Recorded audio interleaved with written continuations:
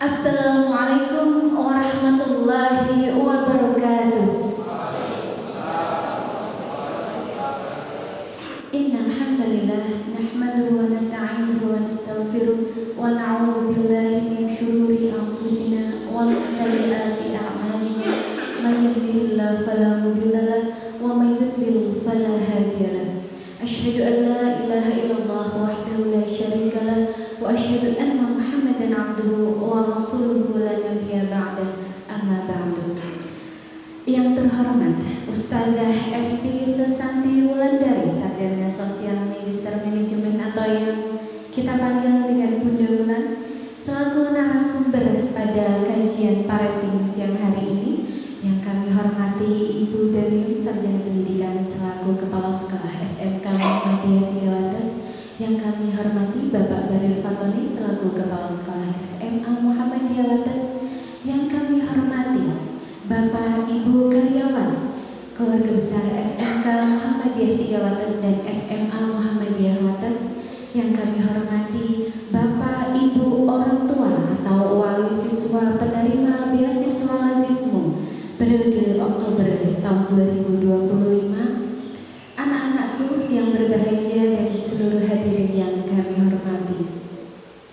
Pertama-tama marilah kita panjatkan puji syukur kehadirat Allah Subhanahu wa Ta'ala yang telah memberikan kenikmatan dan kesempatan kepada kita semua untuk bersilaturahmi dalam kegiatan kajian parenting di bulan Oktober 2025 ini.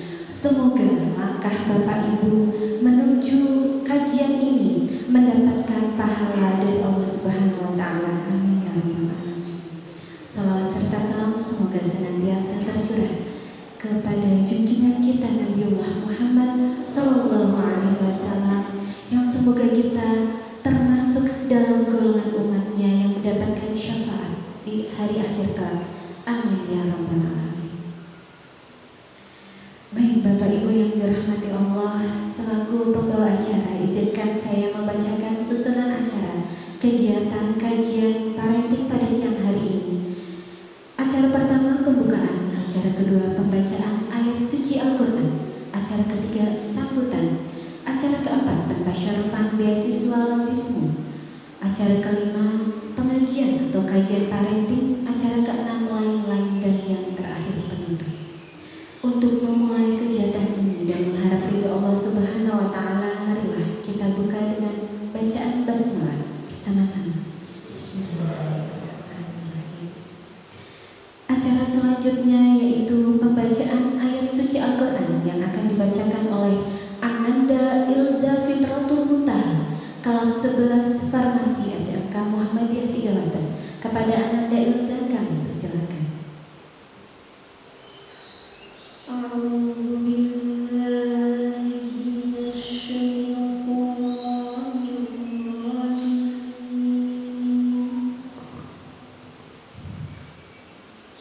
يشكر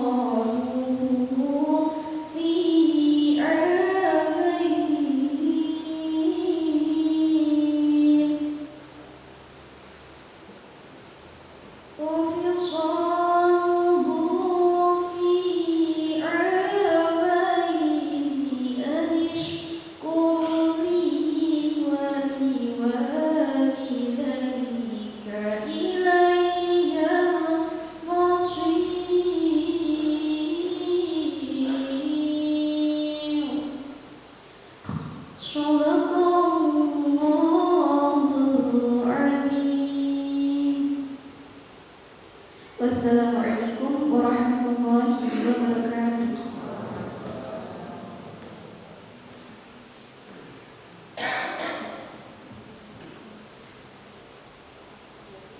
Maha benar Allah dengan segala firman-Nya. Terima kasih kepada Ananda Ilza yang telah membacakan ayat suci Al-Quran, di mana pada surat ini kita ditekankan untuk menekankan tauhid sebagai karakter utama yang kita berikan kepada anak-anak kita. Baik Bapak Ibu, acara kami lanjutkan acara selanjutnya, yaitu sambutan Kepala Sekolah SMK Muhammadiyah 3 Wates. Kepada Ibu Dalim, Sarjana Pendidikan, kami persilakan.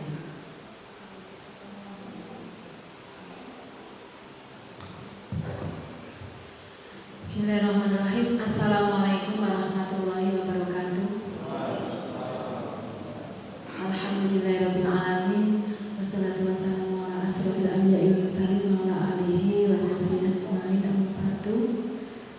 Yang terhormat Ustazah Ulan, karena kemarin saya lihat story-nya temanku dengan di Arja itu.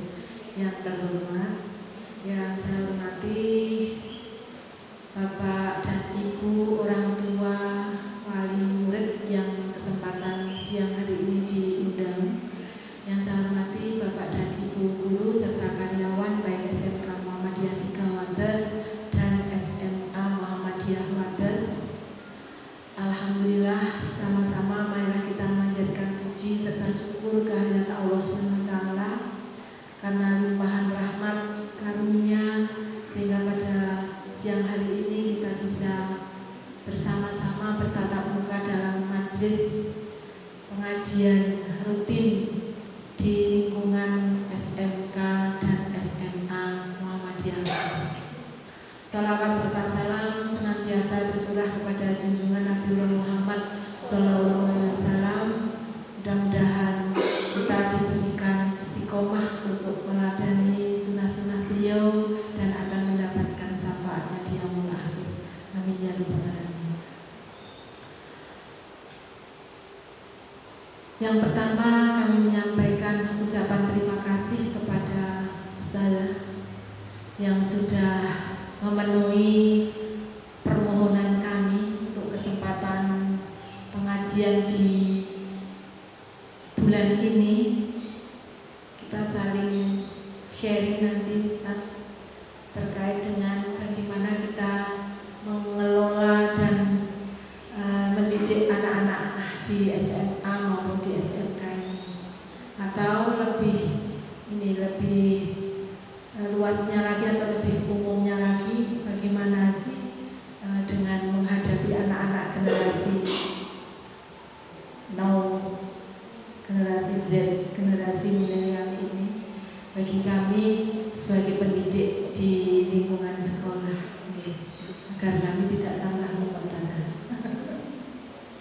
Kemudian juga terima kasih kepada Bapak dan Ibu, orang tua, wali murid yang kesempatan siang hari ini sampun rawuh. Alhamdulillah sudah meluangkan waktu Ibu Pak untuk bisa rawuh di sekolah ini. Nanti akan ada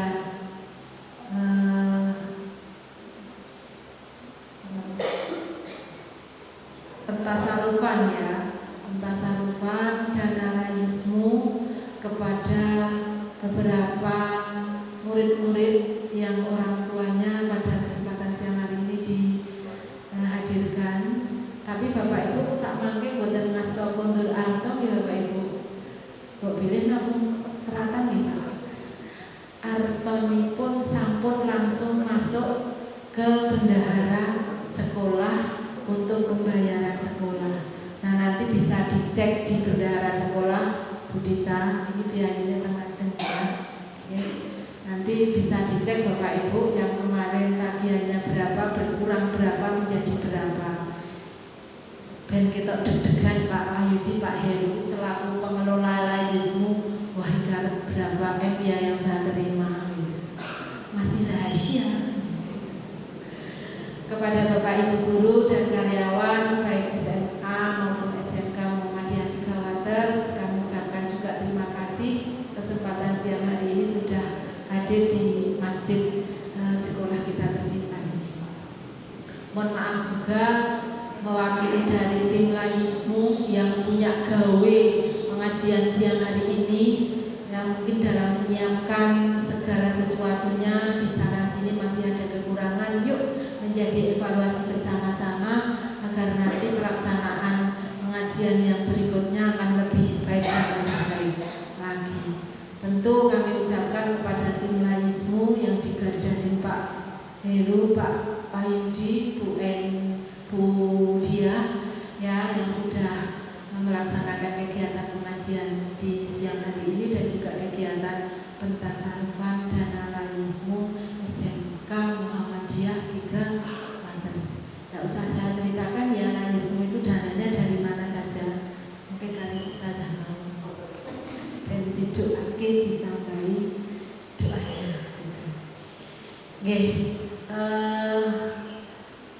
Itu saja Bapak Ibu yang saya sampaikan, karena ini nanti digadang salat asar itu sudah ya mendekati selesai.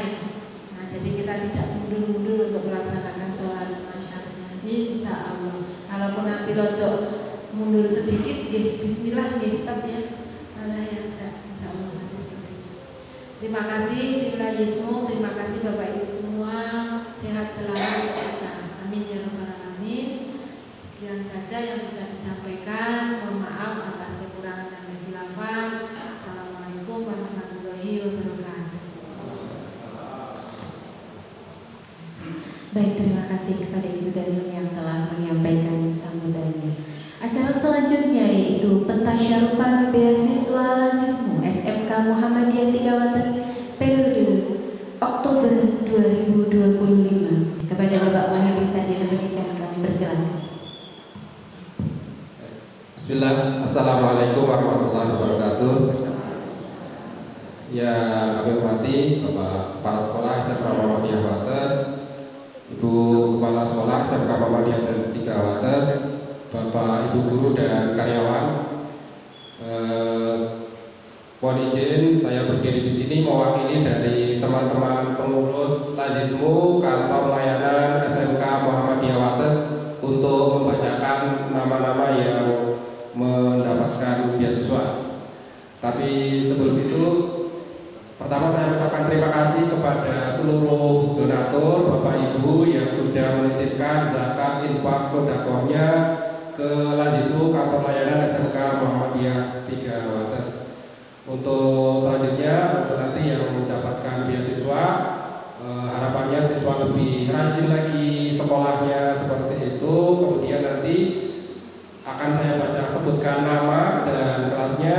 Bapak Ibu, orang tua atau wali dimohon untuk maju ke depan, dan mungkin nanti akan menutup Bu KS dan Bu Ustazah. Sebentar Bapak Ibu.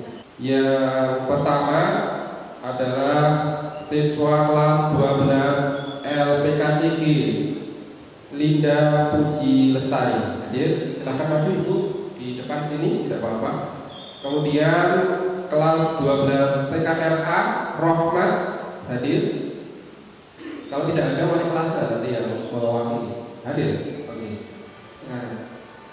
Kemudian nomor 3 Rifki Ardiansyah kelas 11 TKRA. Hadir. Rifki. Wali kelasnya aja kalau tidak ada. Monggo, wali kelasnya Rifki. Kemudian nomor 4 Dwi Prasetya 11 TKRB.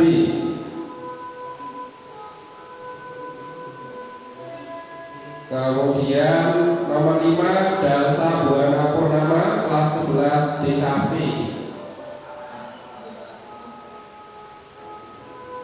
Nomor 6 Dwi Andika Saputra kelas 10 TOA.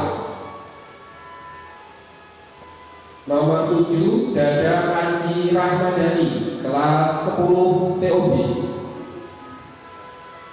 Kemudian Nur Syafri Adi Wijayanti kelas 10 DKV.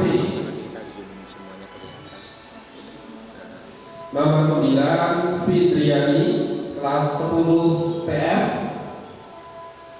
Kemudian Destin Sama kelas 10 LK. Itu ya yang kemudian kami mohon untuk Ibu Kepala Sekolah untuk secara simbolis memberikan beasiswa. Jadi seperti yang disampaikan oleh Ibu Kepala Sekolah tadi, beasiswa ini adalah beasiswa pendidikan, jadi tidak bisa ditukar dengan uang atau sembako. Setelah ini dipersilakan untuk menuju ke kantor tata usaha untuk pembebasan untuk pengurangan beasiswa.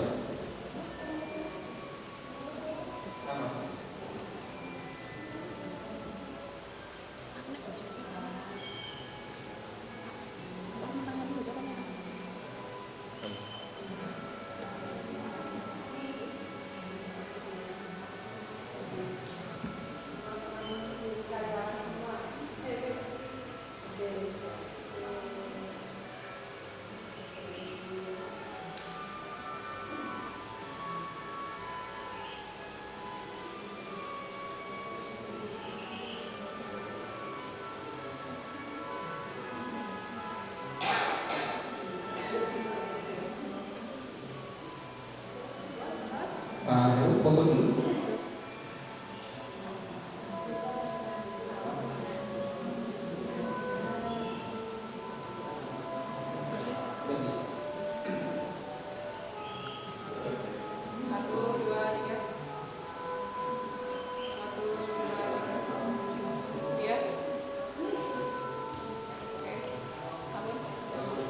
Terima kasih.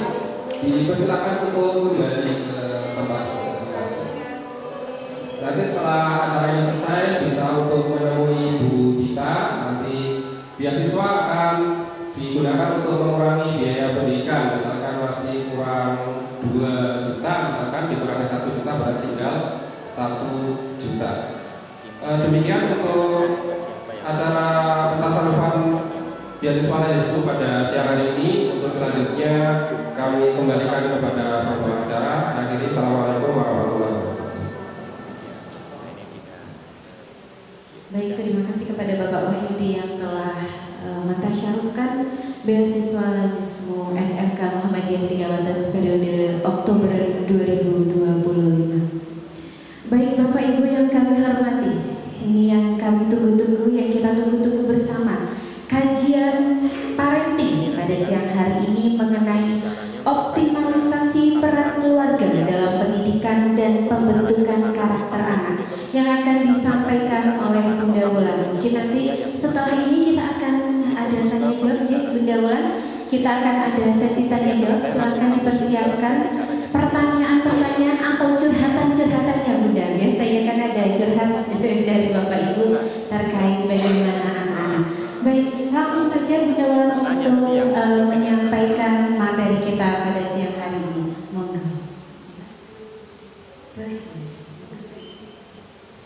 Bismillahirrahmanirrahim. Apa kabar Bapak Ibu guru yang hebat-hebat yang luar biasa? Semuanya sehat? Alhamdulillah sehat. Bapak Ibu wali murid semuanya juga sehat? Ya. Alhamdulillah kalau sehat. Coba jawab salam saya dengan semangat ya.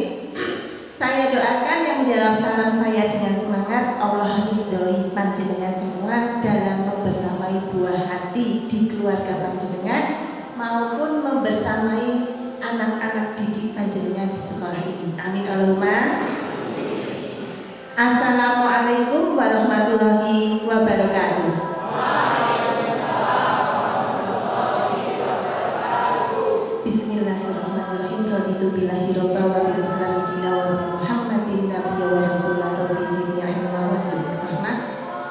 isroh li sodri wa yassir li amri wahlul 'uqdatam min lisani yafqahu qawli. Ya, alhamdulillah, puja kepada Sang Maha Kuasa, puji kepada Sang Maha Suci. Alhamdulillah rabbil alamin, pada siang hari ini yang sedikit syahdu karena tadi hujan ya. Tapi alhamdulillah tidak menyurutkan semangat Bapak Ibu pendidik dan wali murid untuk mengikuti kajian dalam majelis ini ya. Saya mau bertanya kepada ibu-ibu dulu ya, bapaknya nanti.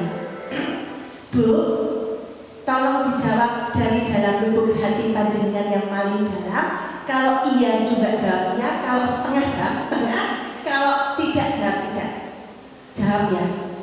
Ibu semua yang hadir di majelis ini panjenengan semua waras. Tidak begitu, jujur. Coba semuanya bareng-bareng jadi yang kompak. Ibu-ibu semua yang hadir di majelis ini semuanya panjenengan waras? Waras. Ada yang waras, ada yang setengah waras, ada yang sama sekali tidak waras. Oke. Kalau gitu gantian sama bapaknya. Bapak, panjenengan waras betul? Waras.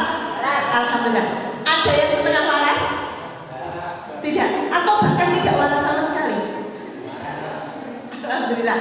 Kenapa saya penting bertanya kewarasan? Terutama ibu.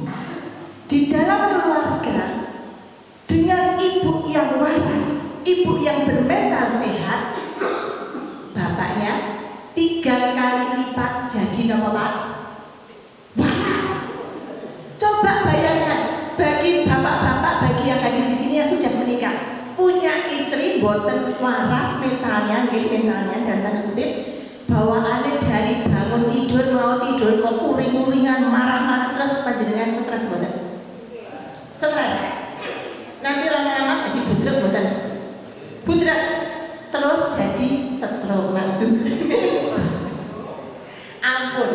Makanya ibu yang waras jadinya bapaknya 3 kali lipat waras, nanti anak-anaknya berkali lipat menjadi waras. Jadi penting nggih bapak-bapak nggih, tolong buat istri panjenengan iku waras di rumah. Nah, Bapak Ibu semua, ada satu tema yaitu tentang optimalisasi peran keluarga dalam pendidikan dan pembentukan karakter anak. Seringkali kita melihat bahwa ada anak yang berperilaku tidak sesuai dengan harapan kita. Ada anak yang emosian, marah-marah, baperannya tingkat tinggi. Tetapi ketika kita melihat keadaan seperti itu pada anak-anak, entah itu anak didik kita ataupun anak sendiri kita di rumah, jangan langsung menyalahkan. Kenapa? Anak yang sehat akan terlahir dari keluarga yang bapak ibunya juga bermental sehat. Itu pasti jelas. Karena anak itu adalah seorang peniru yang sangat ulung. Nah, kita sama-sama membahas masalah ini ya. Dalam hitungan ketiga kita baca basmalah agar Allah ridho dengan kegiatan kita hari ini, dan apa yang saya sampaikan ada ibrah buat kita semua. 3, 2, 1. Bismillah. Bapak, Ibu, ketika ijab kabul sudah terjadi, panjenengan seorang laki-laki menisbat perempuan dan dalam ikatan suci ijab kabul ingin membentuk sebuah keluarga, saya mau tanya, sudahkah ada persepsi dalam gambaran seorang suami, seorang istri, oh aku ingin membentuk keluargaku seperti ini? Sudah ada gambaran belum Bapak Ibu? Sampai hari ini sudah punya gambaran belum? Aku ingin membentuk keluargaku seperti ini, mau saya bawa ke arah ini, anak-anakku seperti ini, pola asuhnya seperti ini. Sudah ada persepsi atau gambaran belum? Kalau belum, mulai hari ini harus ada persepsi. Ketika seorang itu ingin membangun rumah, panjenengan ingin membangun rumah aja sudah memperkirakan, aku ingin membangun rumah, budgetnya katakanlah 500 juta, itu sudah terpikirkan. Bangunannya, oh modelnya modern minimalis, nanti catnya warnanya ini, detail bangunannya seperti ini, dekorasinya tamannya sebelah sini, itu baru membangun sebuah rumah nih Pak Bu. Padahal membangun keluarga sama membangun sebuah rumah itu penting mana? Keluarga. ini sangat penting, makanya dari awal panjenengan itu menikah. Setelah ijab kabul terjadi, akadnya sudah ada. Mari bareng-bareng dengan pasangan, aku ingin membentuk keluarga seperti apa, panjenengan. Ketika ditanya, apakah ingin seorang suami istri itu memiliki anak yang solih-solihah? Ingin buatan panjenengan memiliki anak yang solih-solihah? Ingin. Nah, bagaimana persiapan panjenengan dalam mendidik anaknya? Sudah ada persiapan belum? Karena anak itu niru. Tidak bisa ibu nyuruh anaknya sholat adhan. Ibunya masih asik main scroll TikTok. Nanti kita dibilang, apa ibu ngomong aku kan sholat, ibu aja masih scroll TikTok. Bapaknya nyuruh anaknya, ayo lah ke masjid. Bapaknya masa asik ngopi-ngopi sambil ngerokok. Itu kan gak sinkron, ironis kan. Nah, ketika ditanya, siap nggak, mau nggak memiliki seorang anak yang solih-solihah, pasti semuanya akan menjawab mau dan ingin. Tapi sayangnya, Bapak Ibu semua, anak solih tidak bisa dibeli di pasar. Anak solihah tidak bisa dipesan di supermarket. Berawal dari keluarga dulu, membentuk keluarga dulu, menciptakan diri kita solih-solihah dulu sebagai keluarga, sebagai orang tua. Nanti anak kita ketika sekolah juga akan menjadi seorang siswa yang solih-solihah. Jadi pondasinya, dasarnya sinten? Orang tuanya dulu yang harus solih-solihah. Lanjutkan. Ya, lanjut. Ali bin Abi Thalib mengatakan, jangan mendidik anak kalian dengan gaya kalian dulu dididik, karena mereka diciptakan bukan untuk masa kalian. Jangan paksakan untuk mengikuti tradisi kalian, karena mereka diciptakan bukan untuk masa kalian. Panjenengan, saya yakin dari kecil sampai panjenengan menikah ataupun sampai sekarang pasti akan mendapatkan didikan dan arahan dari orang tuanya. Tetapi apa yang kita dapat dari orang tua kita dulu, kalau diterapkan di anak-anak kita zaman sekarang, belum tentu 100% bisa. Kenapa? Karena terjadi perubahan zaman. Zamannya beda. Jangan sampai kita sebagai orang tua mengatakan seperti ini, kowe kita kandhani sepisan pindho nganti ping 100, mbokmu ngomong ngeyel ora manut. Itu biasanya kita ngucap. Sedangkan mbokmu iki dikandhani Mbah Putri sepisan celakep langsung tumandang. Nggih mboten? Iya. Ya karena beda. Sekarang dulu kita masih kecil, gadget belum ada. Kita belum sibuk mencari informasi dari berbagai belah pihak, dari mana-mana. Sedangkan zaman sekarang, kenapa anak-anak zaman sekarang suka ngeyelan, Pak Bu? Karena mereka mendapatkan informasi tidak dari satu arah. Dari mana-mana mereka bisa dapat informasi. Jadi ketika anak kita bertanya, kok diayeli? Karena mereka dapat informasi-informasi selain orang tuanya.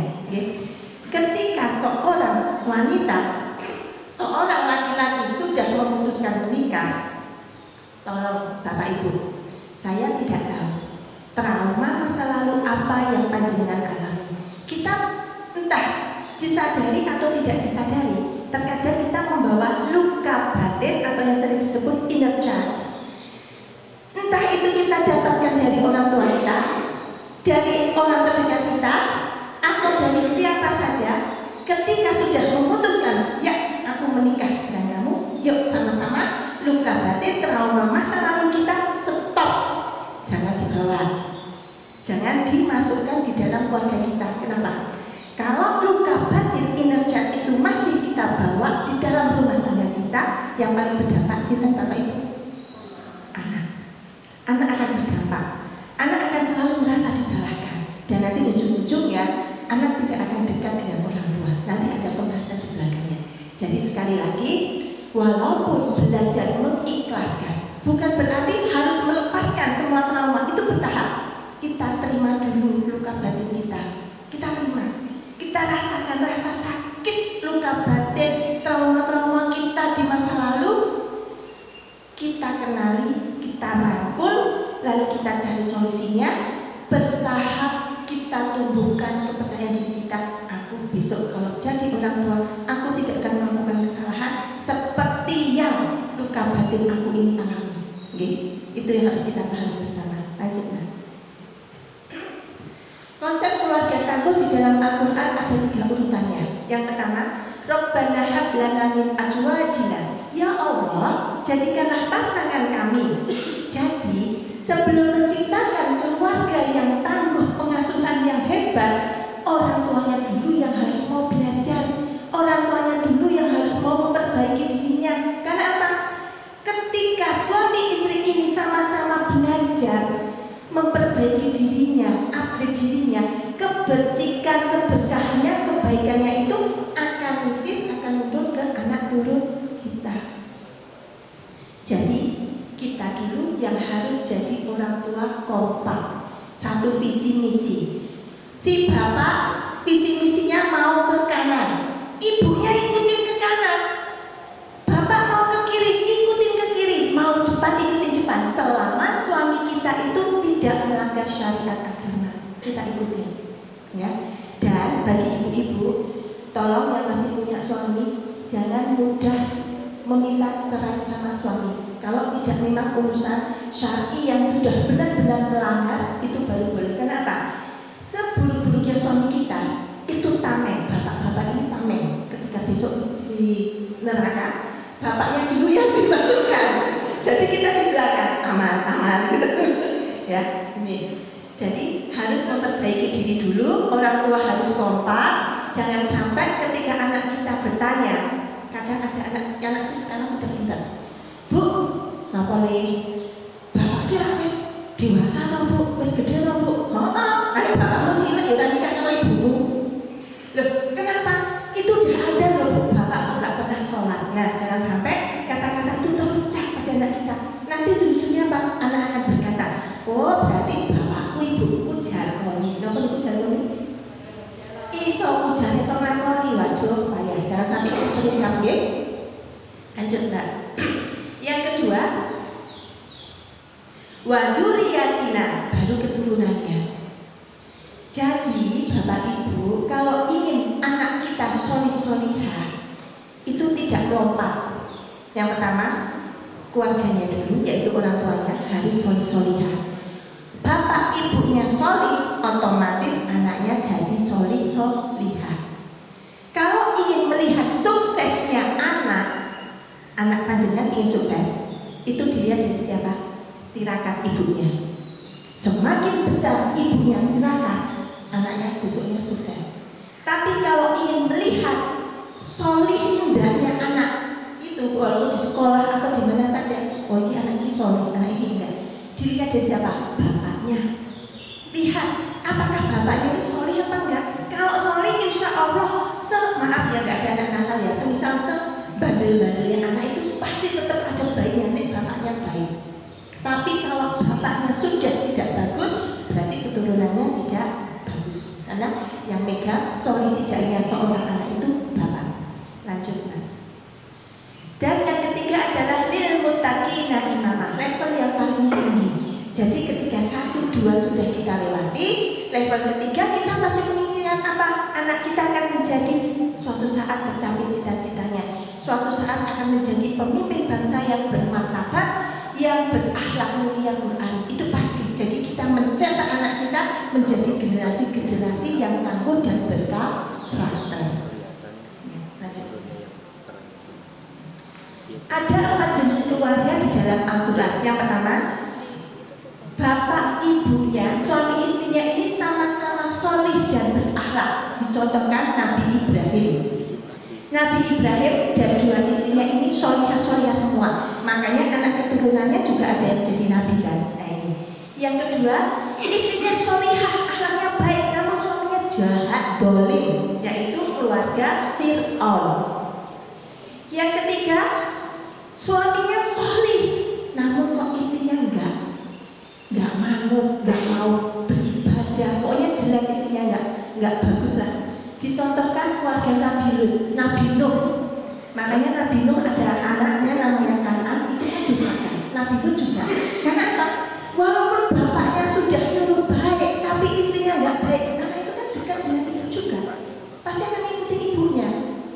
Yang keempat, suami istrinya sama-sama jahat dan berakhlak buruk, dicontohkan keluarga Abu Lahab. Jadi panjenengan mau membentuk seperti apa keluarga panjenengan, silakan pilih antara nomor 1 sampai 4. Itu tergantung panjenengan di rumah. Lanjut kita. Orang tua yang merubah dirinya menjadi lebih baik, maka otomatis percikan keberkahannya akan sampai kepada anaknya. Ya, harapan dari setiap suami istri yang menikah adalah membentuk keluarga yang sakinah, mawaddah, dan warahmah. Pasti. Sakinah apa? Kalau melihat kekurangan pasangan kita, kita jaga lidah kita untuk mencela suami kita. Biasanya pertengkaran suami istri itu lebih banyak masalah, maaf ya, ekonomi. Suami kita, Bu, ketika seorang suami sudah berusaha sekuat tenaga untuk menafkahi istrinya, menafkahi keluarganya, kita harus ikhlas, kita harus ridho. Ya, walaupun mungkin apa yang diberikan suami kita itu masih kurang. Jadi saya dulu waktu awal nikah sama suami saya, ibu saya pesannya begini, Dok, berapapun gaji yang suami kamu berikan ke kamu, diterima, jangan dicela. Sambil berdoa, ya Allah, cukupkan hajatku dengan kuasamu. Karena rezeki itu di luar mulut. Kadang tuh kok iso yo, padahal gaji cuma semene kok cukup. Kenapa? Istri ridho, suami bekerja mencari rezeki yang halal sumbernya.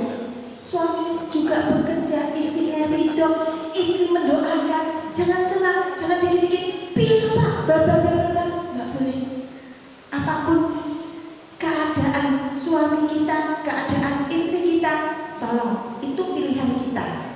Itu sudah jadi, aku mau nikah sama orang itu, berarti kan kita secara sadar mengakui bahwa aku mau hidup berumah tangga dengan dia. Okay? Dijaga, jangan mencela.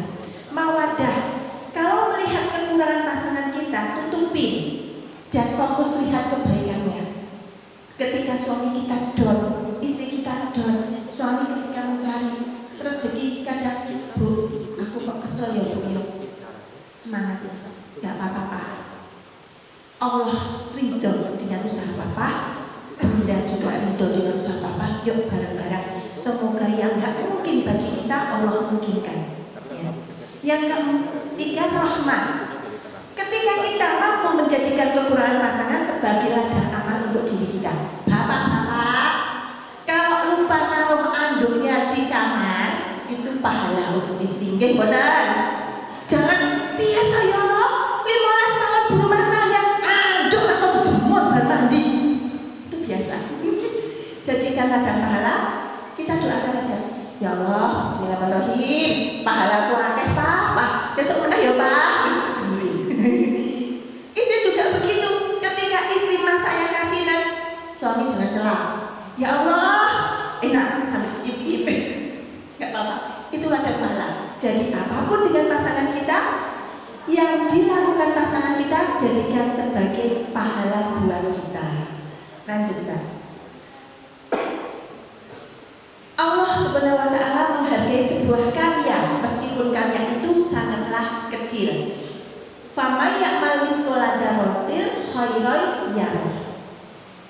Sama seperti panjenengan mendidik anak-anak di sekolah, mendidik anak di rumah juga seperti itu.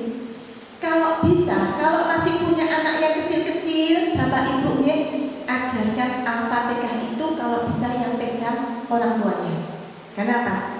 Dalam satu hari minimal kan kita sholat 5 waktu. Ketika si anak itu membaca sampai dewasa, sampai nanti tutup usianya, pahalanya juga ngalir ke kita.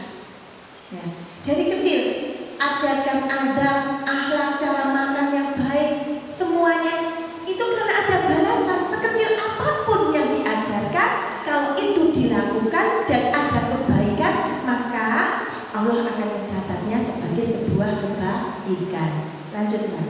Nah ini balasan untuk orang yang menyebarkan kebaikan untuk orang lain. Nabi Muhammad SAW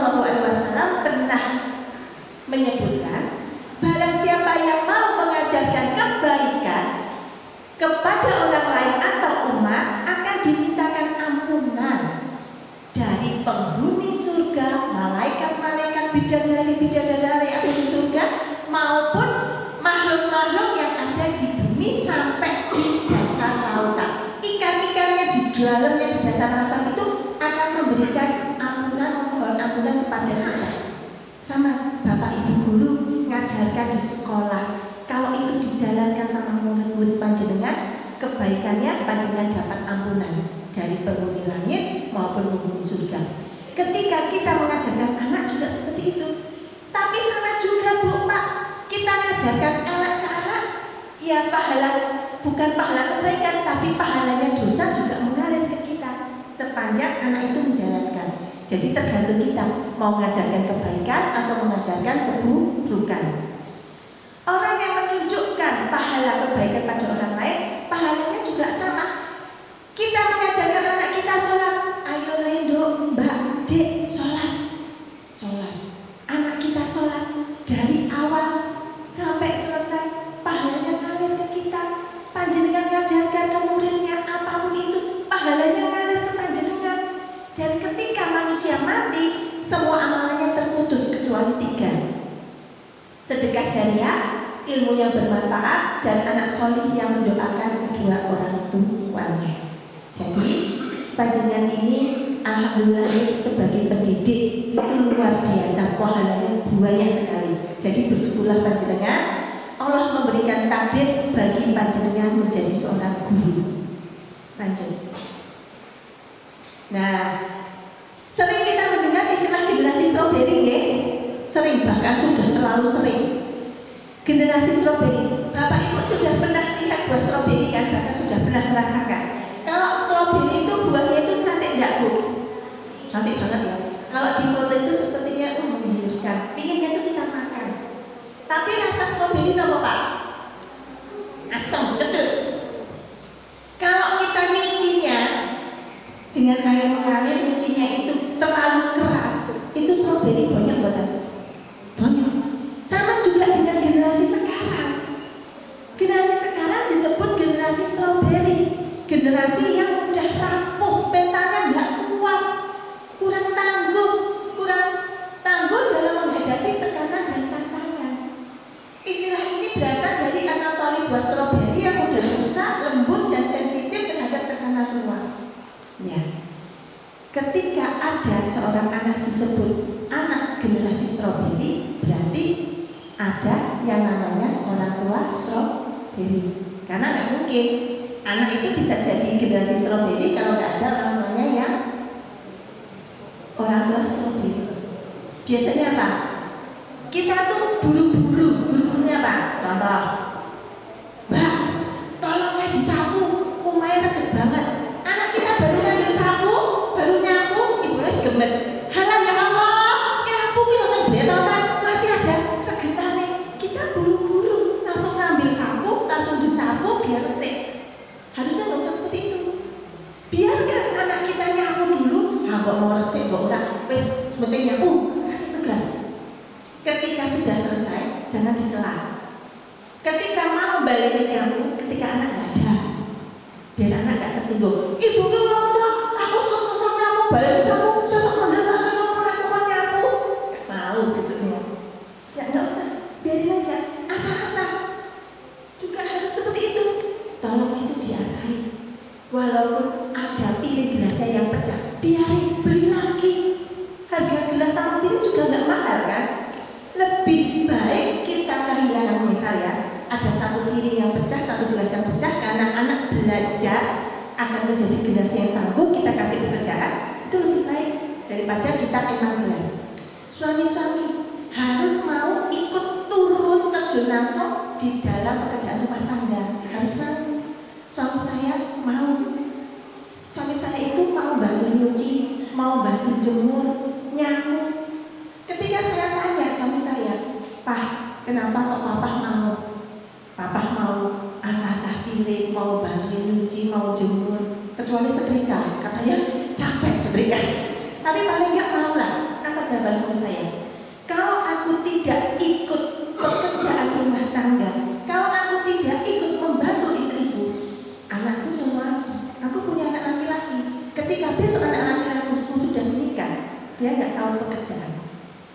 Dia akan seenaknya sendiri, tidak mau membantu pekerjaan istrinya. Itu jawaban suami saya. Jadi saya paham, oh begitu. Di rumah, ketika habis makan, saya tidak akan membiarkan ada piring gelas kotor. Saya akan selalu berkata, ini kok ada gelas piring kotor, ini siapa yang makan? Ayo dicuci, orang makanmu, masa bunda yang harus nyuci? Jadi mereka mencuci, mereka berlatih untuk kemandirian mereka. Kenapa? Saya katakan, besok tidak selamanya bunda papa itu akan hidup. Kalau kamu tidak dilatih mandiri dari sekarang, kamu akan tompang, akan pincang ke depannya karena sudah terlalu bergantung kepada orang tua. Nah, lanjutkan. Ciri-ciri generasi strawberry, rentan terhadap stres, mudah merasa cemas berlebihan, kewalahan, dan sulit menghadapi situasi yang menantang. Sama, mungkin panjenengan kalau lihat murid-muridnya di sekolah, kalau dikasih tugas yang agak banyak sedikit pasti ngeluh kan, Bu, Pak Guru tugasnya banyak banget, kumat aku. Anak di rumah dikasih PR. Bu, PR aku butuh hilang. Nanti ibunya juga di sini. Padahal, yuk healing bareng. Nah, ini karena nggak kuat, dikasih tekanan sedikit, meletot, ya. Kurang ketahanan mental. Mereka nggak bisa menerima kegagalan, memiliki tingkat motivasi yang rendah dan mudah berputus asa. Bapak Ibu, nggak masalah kok kalau kita ngajarin anak kita untuk gagal. Jadi kita jangan selalu menanamkan pada anak kita, kamu harus berhasil, kamu harus juara, kamu harus ini, harus ini. Enggak. Sekali waktu saya ngajarkan anak saya, gagal nggak apa-apa. Dari kegagalan itu anak akan belajar apa? Sakitnya rasa kegagalan. Oh, berarti rasa gagal itu sakitnya kayak gini ya. Dari kegagalan anak akan belajar apa Bapak Ibu? Oh, besok berarti apa yang harus aku perbaiki biar aku tidak gagal. Nah ini, ya apa nggih? Ketika anak gagal, kadang saya sering ikutkan anak saya lomba. Ketika ikutkan anak saya lomba, anak saya nggak juara di lomba itu, malah saya jajakin bakso. Nggak apa-apa. Pun aku nggak menang. Nggak apa-apa. Ayo jajan bakso, ini hadiahnya. Tetap kita support anak, dipahamkan gagal itu nggak apa-apa, tetapi kita selalu mendampingi. Ya, jangan selalu, oh kamu harus juara, jangan dimarahin. Ya, lanjut. Sensitif terhadap kritik. Kenapa anak-anak sekarang ini mudah sekali baperan? Baru dinasehatin sebentar sama bu guru, pak gurunya sudah baper, marah, emosi. Ya karena mereka mentalnya nggak sehat. Berasal dari orang tuanya juga mungkin seperti itu. Ya. Dan kita lebih ke anak kita, keluarga kita jangan sampai seperti itu. Ketika anak kita sensitif terhadap kritik, sampai marah-marah, sampai nangis, bahkan maaf ada yang tantrum, ibunya, bapaknya jangan buru-buru langsung menghentikan tantrumnya. Jangan, kalau ada anak yang tantrum, nangis, emosi, biarkan. Ada anak yang tantrum, biarkan sampai tantrumnya itu selesai. Nanti kalau nangisnya itu udah capek kan berhenti sendiri. Baru orang tuanya masuk. Orang tuanya masuk, anak dikenalkan dengan emosinya. Nih, kamu kenapa marah-marah? Penyebabnya apa? Kenalkan emosinya. Kalau anak dikenalkan dengan emosinya, dicari solusinya, anak jadi paham. Oh, aku kalau marah harusnya seperti ini. Diarahkan ke pelampiasan yang baik. Ya. Nih, ketergantungan kepada teknologi. Anak-anak sekarang canggih-canggih ini. Pinternya dengan teknologi karena memang anak-anak itu kalau di foto saraf-saraf otaknya itu kabel semua. Karena memang anak-anak sekarang itu teknologi itu sudah sangat melek sekali. Tetapi jangan selalu menyalahkan teknologi. Orang tuanya tidak bijak akan menyalahkan. Kok kalian dolanan HP? Kok nge-game terus? Setiap peradaban yang datang itu ada plus dan minusnya. Tidak semuanya itu buruk, tergantung kita bisa mengarahkan enggak. Ini seperti ini kan, ini teknologi, berarti diarahkan ke hal yang positif, arahkan ke hal yang baik. Ketika bapak ibu di rumah melihat kok anakku kok kecanduan HP ya, HP, mending jangan marah, tapi didoakan. Ada doanya. Ketika kita menghadapi anak yang di luar ekspektasi kita sebagai orang tua, lihat anak dari bangun tidur, apalagi liburan, dari bangun tidur sampai tidur hanya main HP, terus dielus Bu Pak, dielus rambutnya, kepalanya dielus, doakan. Allahumma yahdi, Allahumma yahdi, Allahumma yahdi, sebut nama anak kita. Kalau laki-laki bin, kalau perempuan binti. Allahumma yahdi Muhammad Farid Akbar bin suami saya. Lalu doakan, semoga Allah memberimu hidayah. Ketika seorang ibu marah-marah, kue kingen dinolek pas libur mau HP terus apa yang terjadi? Besok gede jadi apa? Kita nggak tahu loh Bu Pak. Ketika seorang ibu mengucap besok gede jadi apa? Amin. Malaikat itu diamini. Putra putrinya panjenengan jadi koruptor turun nangis.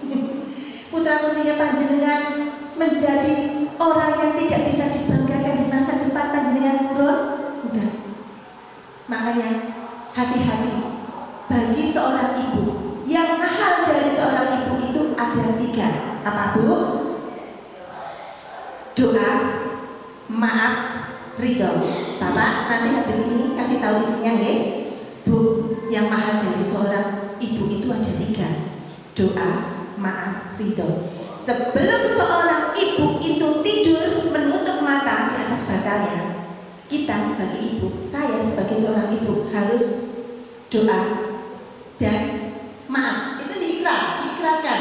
Ya Allah, saya Esti Sesanti Wulandari binti bapak saya, ibu dari anak saya sebut bin dan binti, saya sudah memaafkan. Ikrarkan Bu, jangan cuma dibatik, diikrarkan. Sudah memaafkan dan saya ridho. Diikrarkan, harus diikrarkan. Lahir batin dunia akhirat sekarang dan selamanya untuk anak-anak saya, baru panjenengan hajat doa. Itu harus dipraktikkan setiap hari, karena kita nggak tahu kedepannya anak kita bakalan seperti apa masa depannya. Takdirnya tuh apa, itu masih rahasia Allah. Makanya banyak anak-anak baper itu karena mereka tuh takut dengan masa depannya. Ini salah satunya, ya. Nah ini lanjut Mbak.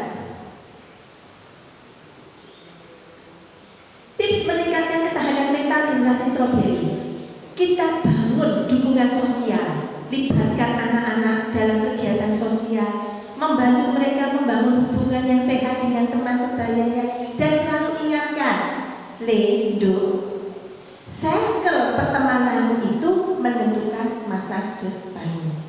Kalau kamu ingin masa depanmu baik, cita-citamu terwujud, jangan sampai ada satu batu kerikil kecil mengganjal perjalanan hidupmu yang menjadikan kamu gagal. Anak zaman sekarang itu banyak yang gagal bukan karena mereka tidak cerdas Bapak Ibu. Cerdas. Anak sekarang cerdas dibandingkan zaman dulu karena gizinya lebih bagus.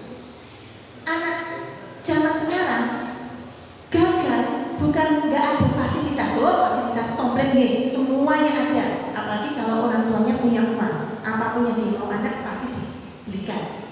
Tapi anak-anak zaman sekarang itu banyak yang gagal tergelincir karena apa? Salah pergaulan. Itu berikan pemahaman itu kepada anak-anak. Juga bisa berikan pemahaman kepada siswa-siswa panjenengan. Katakan kepada murid-muridnya, sukses itu hak setiap orang. Gak ada satupun orang yang dihalangi suksesnya sama Allah, gak ada. Sukses itu hak semua orang, tetapi bukan untuk orang yang malas. Nah, katakan, malasnya apa? Gak mau belajar, gak mau ibadah. Karena ini ada rentetannya. Ketika mau sukses, ikhtiarnya harus 2, gak bisa ikhtiarnya cuma 1. Ikhtiar langit, ikhtiar bumi harus jalan bareng. Ikhtiar bumi jelas, usaha, garap PR, bergerak, berusaha semaksimal mungkin. Ikhtiar langit, walaupun 99,99% sudah ikhtiar bumi, 0,01%-nya yang menentukan tidak ridho anak kita sukses bukan? Enggak sukses. Jadi ikhtiarnya tetap 2 harus jalan, ikhtiar langit, ikhtiar bumi. Yang kedua, belajar mengelola emosi. Tidak hanya anaknya aja yang harus belajar mengelola emosi, gurunya harus belajar mengelola emosi, orang tuanya harus belajar mengelola emosi. Ketika anak kita dikandani ngeyelan, ketika anak kita marah-marah, uring-uringan, atau melakukan salah pergaulan, emosi kita ditata. Ya, ketika suami istri ini marah, ya di rumah ya, bapaknya semisal marah dengan kelakuan anaknya, ibunya ngingetin sama suaminya, Pak, ambil air wudhu, sholat, ngaji. Saya juga gitu sama suami. Ketika ya namanya juga rumah tangga itu kan pasti ada gejolak-gejolaknya, ada kadang naik, kadang turun, kadang ya berselisih paham, itu wajar. Nah, ketika suami saya marah atau saya marah sama anak, kami mengingatkan, Pak, ke kamar mandi, ambil air wudhu, sholat, ngaji. Nanti anak ini biar saya yang handle. Begitu sebaliknya, menahan emosi itu penting. Kenapa? Kalau orang tuanya marah-marah, anaknya juga bakalan jadi pemarah. Ketika panjenengan ngasih tahu anak, hari ini volumenya setel gigi 3, mungkin saat itu anak bisa nguruk, Bu, Pak, takut gigi 3, besoknya gigi 3 mental. Panjenengan setel giginya 5, besoknya 7, besoknya 10. Lama-lama rumahnya itu kalau ngomong nggak bentak-bentak nggak bisa. Padahal sebenarnya bisa. Saya bukan jargon ibu, Pak. Ketika anak saya sudah menginjak kelas 4 SD, saya belajar mengelola emosi. Sekarang anak saya bareng itu SMA kelas 1 sama SMP kelas 3. Jaraknya 14 bulan. Saya belajar mengelola emosi. Kenapa harus penting mengelola emosi? Nek aku marah-marah, nanti aku akan menciptakan anak pemarah. Itu dalam pikiran saya. Ketika saya marah, tidak perlu dengan bentakan, anak paham. Kenapa? Dari kecil saya sudah biasakan komunikasi di dalam keluarga itu tetap terjalin. Jadi sejak kecil saya biasakan, yuk saatnya curhat sahabat. Kita kan dulu waktu masih anak kecil itu ya masih sekolah TK PAUD, kita tidur berempat. Pojok-pojok saya sama papahnya, tengah anak 2 cowok cewek. Ketika itulah kita manfaatkan untuk curhat sahabat. Yuk sekarang curhat sahabat. Nanti anak curhat, cerita. Ketika anak curhat, jangan buru-buru di stop, jangan buru-buru dimarahin. Kok gini? Nggak bisa. Dengerin sampai anak selesai curhatnya. Kalau memang ada sesuatu yang kok mengganjal, tabayun, tapi dengan cara yang baik-baik. Tabayun dengan gurunya, tabayun dengan temannya, dengan siapa, tapi dengan cara yang baik-baik. Sampai anak beranjak remaja, alhamdulillah Bu, Pak, semoga Allah jaga terus ya, terus istiqomah. Anak saya yang SMA dan SMP ini sampai punya masalah apapun itu cerita sama orang tuanya. Sampai maaf ya, jatuh cinta pun anak saya yang cowok itu cerita. Apakah saya marah ketika anak saya yang cowok ngomong, Bu, aku senang ya sama cewek? Apakah saya marah? Oh, saya bilang gini, oh sunatullah nak, kamu jatuh cinta. Sik, kamu kan cowok, jatuh cintanya sama cewek toh? Saya tulis sih, ada takut kalau jatuh cintanya sama cowok. Baru kita masukkan fondasi agama. Jatuh cinta itu enggak apa-apa, sunatullah. Yang enggak boleh adalah pacarannya. Nah itu masukkan, oke? Nah, kelola emosi penting nih, jangan suka marah-marah. Bapak ibunya harus legowo, ridho dengan anaknya. Mencari tahu tentang kesehatan mental. Apa yang membuat anak kita marah, emosi meledak-ledak? Cari tahu, cari solusi, rengkul inner child, jangan sampai itu terbawa di masa depan anak kita. Membatasi penggunaan medsos. Kalau bisa, anak suka dengan gadget, bermain dengan teknologi, kita arahkan di les ada les coding, les apa yang berkaitan dengan teknologi. Buat kesibukan biar anak tidak terlalu menggunakan media sosial. Mencari minat bakat. Bapak Ibu, ketika saya ini sudah punya anak 2, saya jadi merasa bahwa yang terpenting untuk anak saya itu tidak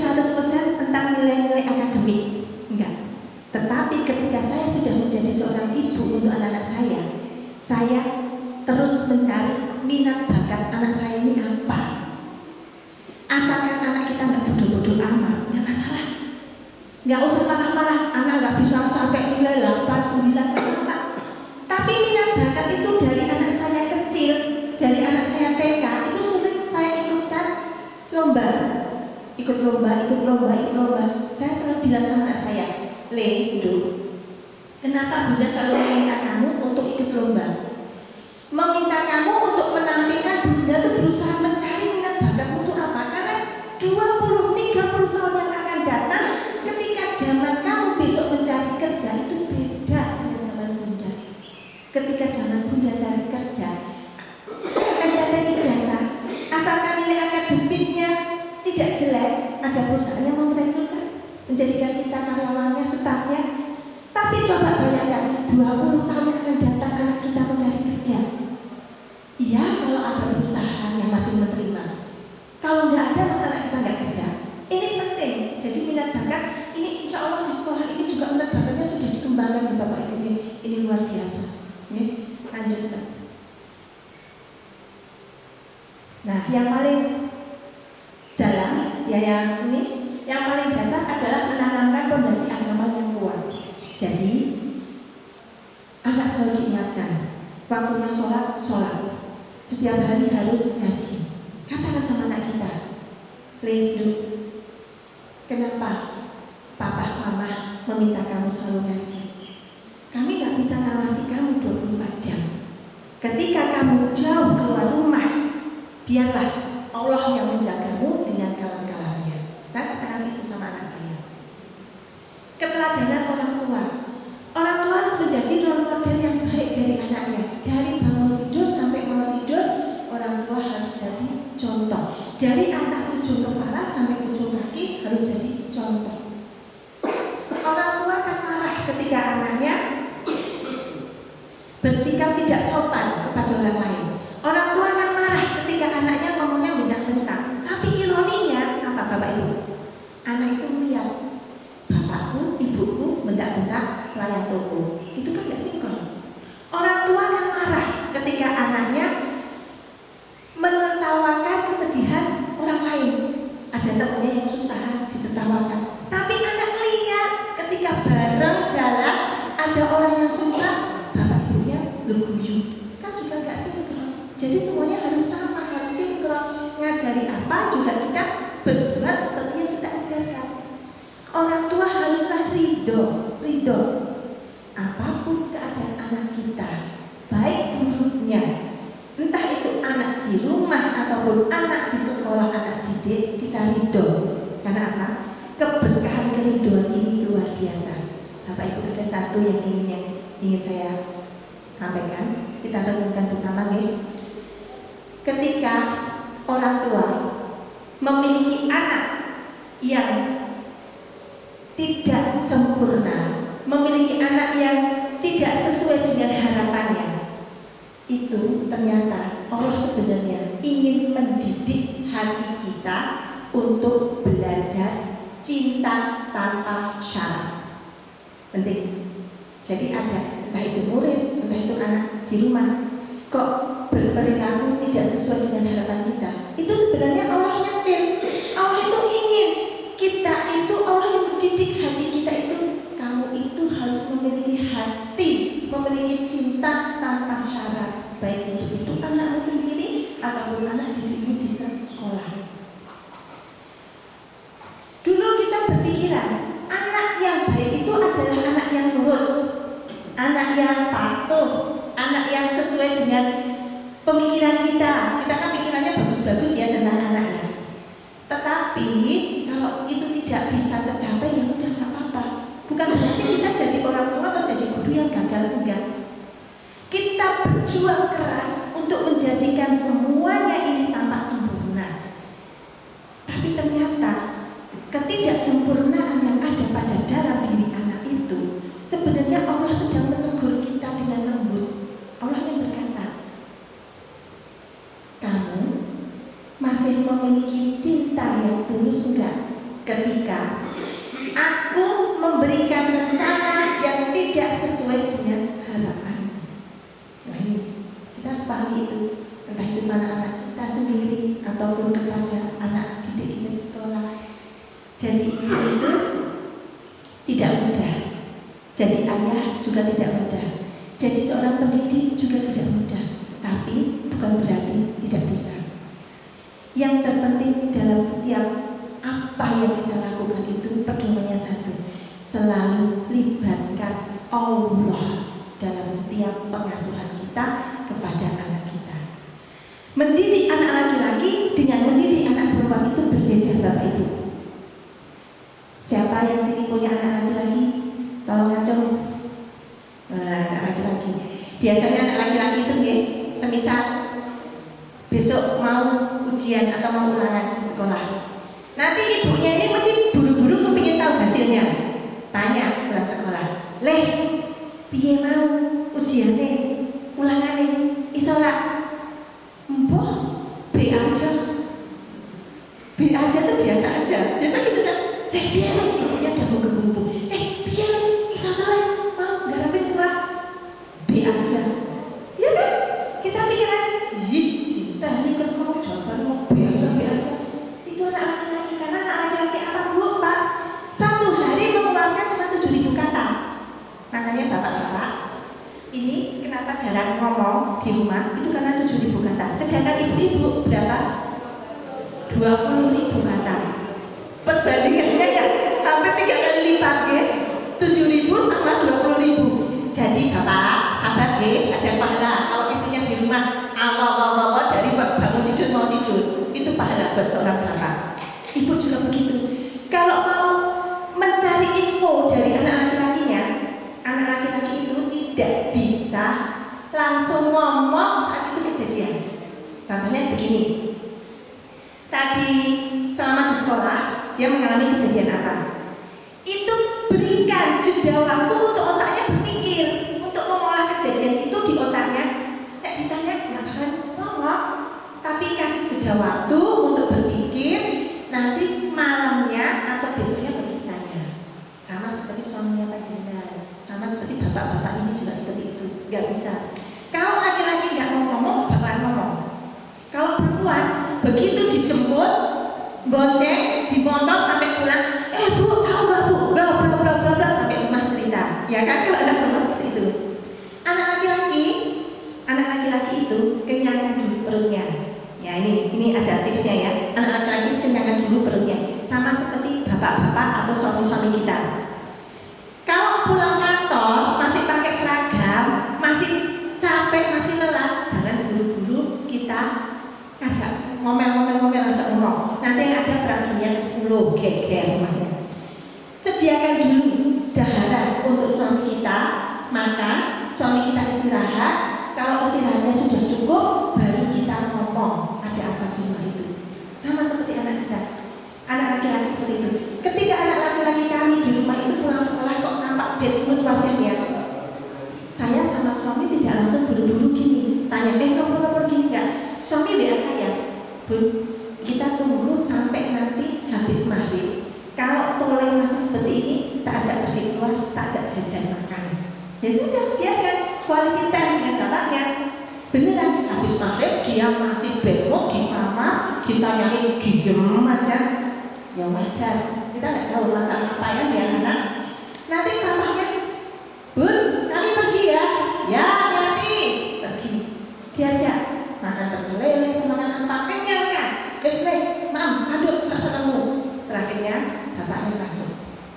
Setelah masuk, dikorek informasinya sama bapaknya. Kalau sudah beres, ibu nggak usah tanya, kan sudah dihandle sama bapaknya. Anak sekolah bisa WA-WA-an, ngobrolnya ketika anak itu nggak ada. Nanti kalau ada mesti anak bapaknya cepu kalau ibu nggak mau. Ya, ini triknya. Suami kita juga seperti itu, bapak-bapak ini. Ketika pulang kantor masih kondisi lapar, capek, istrinya ngomel, sebel badan Pak. Budrek ya, sudah mikir gawean sekolah banyak, masih di rumah disambati macam-macam. Nanti bilangnya, "Mbok sabar, aku ki lapar ki lho." Ya makan empah, makan gitu ya. Anak laki-laki tidak bisa dikasih tugas 3 tugas sekaligus. Bapak-bapak ini juga nggak bisa. Contoh, "Pak, mau berangkat kantor?" "Iya." "Tolong nanti mampir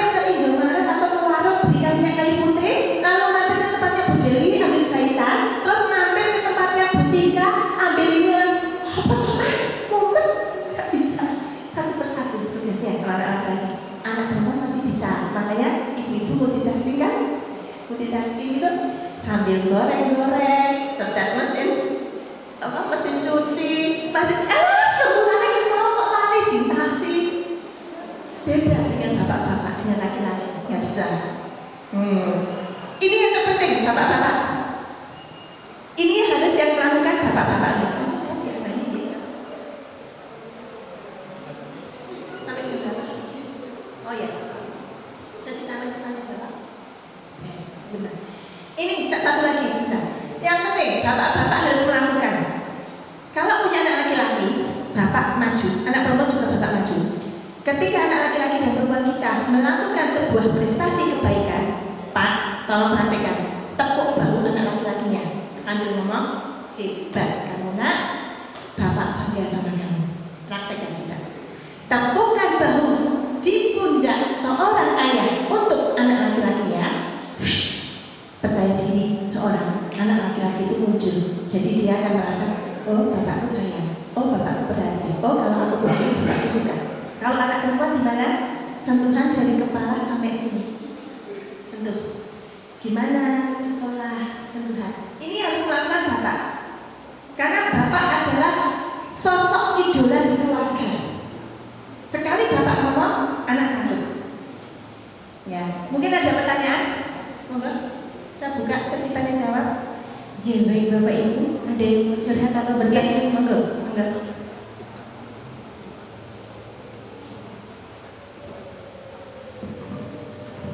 Bismillah.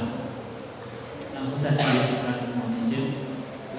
Ini tentang kami sebagai pendidik, seorang guru yang salah satu tugasnya mendidik, dan saya hubungan dengan tadi setelah di awal ada kata-kata dari Ali bin Abi Thalib, kurang lebih didiklah anak sesuai zamannya, itu gitu Ustaz. Nah, yang mau saya angkat adalah tentang hukuman fisik, konsekuensi fisik. Dan ini mungkin belum lama sempat viral juga. Nah, yang saya tanyakan sebenarnya simpel, apa batasan kami sebagai pendidik anak-anak SMK yang bisa kami berikan kepada anak agar anak ini ya dapat pendidikan dan juga tujuan utama konsekuensi yaitu dapat efek jerahnya. Karena kalau dihalusi ya nanti anak biasanya menyepelekan dan sebagainya dan gak respect dan sebagainya. Dan tentunya mungkin bisa dijelaskan dari segi psikologi, dari segi agama atau bahkan dari sisi hukum. Seperti itu saja. Terima kasih. Bismillahirrahmanirrahim. Ini pertanyaan ini kalau dibahas sampai kiamat juga ada pro dan kontra gitu. Yang pro dihukum juga pro terus, yang kontra juga kontra terus. Jadi saya juga gimana Bu? Karena memang sampai kapanpun ini kembali ke diri kita. Kalau zaman saya dulu nggak nurut itu penghapus melayang. Tapi mungkin zaman sekarang itu berbeda. Zaman sekarang kita seorang guru melakukan kekerasan sedikit aja, kesenggol sedikit aja sudah dilaporkan kepolisian ranahnya. Mungkin kalau saya lebih ke sini Pak, panjenengan seorang pendidik, setiap hari panjenengan pernah harus seorang pendidik itu doakan murid-muridnya. Mertua saya itu guru. Sedikit banyak saya dapat cerita dari mertua saya. Bapak itu, ini yang ngomong mertua saya nih. Bapak itu dari bapak kerja sampai sekarang sudah pensiun. Mantan murid bapak waktu kerja itu berarti muridnya. Murid-murid bapak dalam setiap sholat selalu bapak doakan. Mungkin kita bisa menggunakan itu Pak. Maksudnya begini, panjenengan sholat, kita sholat sebagai seorang guru. Dalam sholat kita, ya Allah, mudahkan saya menjadi seorang pendidik yang terbaik, yang bisa. Doanya panjenengan apa? Diutarakan. Mudahkan anak-anak didik saya. Harapannya apa? Jadi biarkan tangan-tangan Allah aja yang akan menuntun. Jadi sesuatu hal yang mungkin tidak bakal bisa mendidik. Mungkin kita anggapnya gini, wah aku nek didik anak ini dengan cara yang lembek, pasti gak mempan, pasti mental. Tapi kalau kita imbangi dengan doa setiap hari, setiap doa kita sebut, semoga anak-anak didik saya, murid-murid saya doakan. Bagi Allah itu mudah kan? Yang tidak mungkin bagi kita, mungkin bagi Allah. Kalau saya lebih ke situ Pak. Karena kalau kita kasari juga beresiko, kita lembek juga, pandangan kita tuh kita lembekin, lonjak. Nah, dengan doa itu, doa kalau kita sudah langitkan, yang nggak mungkin bakalan mungkin. Bukan murid takut, tapi nanti murid akan jadi segan. Kalau seorang guru, ikhtiarnya, rohaninya lebih, dalam artian panjenengan mau bangun di sepertiga malam, panjenengan mau yang biasanya cuma baca 2 lembar dibuayain. Ucapan seorang guru yang tirakatnya lebih itu lebih disegani karena ada kekuatan yang tidak nampak, itu mungkin Pak. Jadi dibentengi dulu dari diri kita. Belum tentu dengan nasihati lembek muridnya berontak. Tapi karena pertolongan Allah yang nggak mungkin akan jadi mungkin. Karena saya dengar cerita bapak mertua saya seperti itu. Bapak mertua saya nggak galak, tapi muridnya segan. Kepala sekolah gitu. Jadi ya itu, walaupun ngasih hukuman alhamdulillah tidak sampai dilaporkan gitu Pak ya. Mungkin ya karena mau dibahas seperti apapun juga nggak akan jadi, nggak akan bisa ketemu titik temunya Pak. Satu-satunya jalan sebagai seorang pendidik, monggo panjenengan harus dikuatin rohaninya. Karena dengan rohani yang kuat, panjenengan bangun sepertiga malam, panjenengan ngajinya juga kuat. Nanti ucapan dari seorang guru itu Allah kasih kekuatan. Jadi ada sesuatu yang dari Pak Guru kayak gini, gitu, lebih mengenal ke muridnya. Gitu ya Pak. Bismillah. Mungkin ada lagi. Jadi baik ibu-ibu mungkin ada.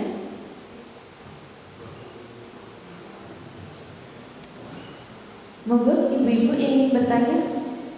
Mungkin saya bunda yang bertanya, apakah boleh? Ya. Bunda, bagaimana kita mengajarkan manajemen kecewa kepada anak-anak? Tadi apalagi ketika anak melakukan sebuah hal dia tidak bisa, kan reaktif langsung bunda. Bagaimana bunda caranya mengajarkan manajemen kecewa? Terima kasih. Bismillahirrahmanirrahim. Ini anak sendiri atau anak didik? Dua-duanya bunda. Saya juga sering mengajarkan kecewa sama anak saya.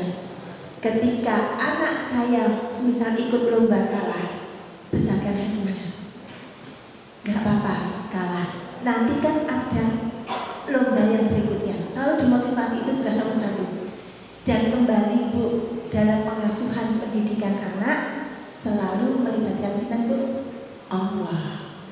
Jadi yang gak mungkin pasti mungkin kalau Allah sudah membantu. Makanya itu bagi kita sebagai ibu, kita minta tolong sama Allah, ya Allah, bantulah aku menjadi ibu yang bisa mendidik anakku. Nah, ketika anak kecewa, anak pahamkan, kecewa nggak apa-apa, tapi jangan lama-lama, jangan larut-larut. Ada kalanya menjadi remaja itu dunianya seru, tapi ada kalanya dunia remaja itu juga sangat, bagi mereka itu sangat menyebalkan, ya kan? Ada saatnya seorang anak, seorang remaja itu mau cerita banyak hal ke orang tuanya atau bahkan ke gurunya, tapi ada satu waktu mereka nggak mau cerita, walaupun beban masalahnya banyak. Kita cukup menyediakan telinga kita. Ajak anak misal, kalau anak sendiri, yuk boncengan sama mama. Hanya sekedar boncengan, jajan bakso atau apa. Walaupun anak nggak cerita, paling nggak emosinya sudah agak berkurang. Begitu ya. Nanti nah, kalau anak didik kita dampingi, kita selalu ingatkan, nggak apa-apa, ini kesempatan kamu, kenapa kamu itu gagal. Semua itu sudah tertakdirkan, tergariskan. Untuk apa? Allah ingin menjadikan kamu kuat. Kalau kamu gagal, kamu belajar lagi, besok diperbaiki. Apa yang kurang, kita dekatin terus. Secara emosional kita dekatin, kita doakan seperti tadi yang bapak mertua saya ceritakan ke saya itu, ya, seperti itu mungkin ibundanya. Mungkin ada lagi? Baik, terima kasih. Dari ibu-ibu mungkin ada lagi? Ada yang mau bertanya? Cukup? Sudah cukup. Mungkin closing statement Bunda? Dari Bunda ada closing statement? Nah, ibu-ibu, bapak-bapak yang insya Allah dirahmati oleh Allah, sekali lagi kita jangan terobsesi menjadi sempurna, karena kesempurnaan hanya milik Allah. Ketika kita menghadapi, kita mendapatkan anak, baik itu anak sendiri ataupun anak didik yang melakukan sesuatu di luar harapan kita, seperti saya katakan tadi, itu karena Allah ingin mendidik hati kita untuk memiliki cinta tanpa syarat. Allah ingin berkata, cintailah anakmu, cintailah anak didikmu, karena mereka adalah amanah Allah. Bukan cinta kepada mereka karena mereka adalah anak-anak yang sempurna. Mungkin itu dari saya. Semoga Allah rahmati, Allah berkahi, Allah mudahkan panjenengan semua, pendidik-pendidik dimudahkan dalam mendidik murid-muridnya dan juga menjadi orang tua yang terbaik versi panjenengan masing-masing di dalam keluarga panjenengan. Gitu nih, amin. Oke, baik, terima kasih Bunda Wulan yang telah memberikan begitu banyak motivasi dan juga pelajaran kepada kita, khususnya selaku orang tua, bagaimana kita mendidik anak baik di keluarga kita maupun kita sebagai pendidik ketika di sekolah. Kita beri tepuk tangan Bapak Ibu untuk Bunda Wulan. Alhamdulillah, terima kasih Bunda untuk semua pelajaran yang telah diberikan kepada kita semua. Baik Bapak Ibu, selesai sudah kegiatan parenting kita pada siang hari ini. Marilah kita tutup dengan hamdalah dan doa kafaratul majelis.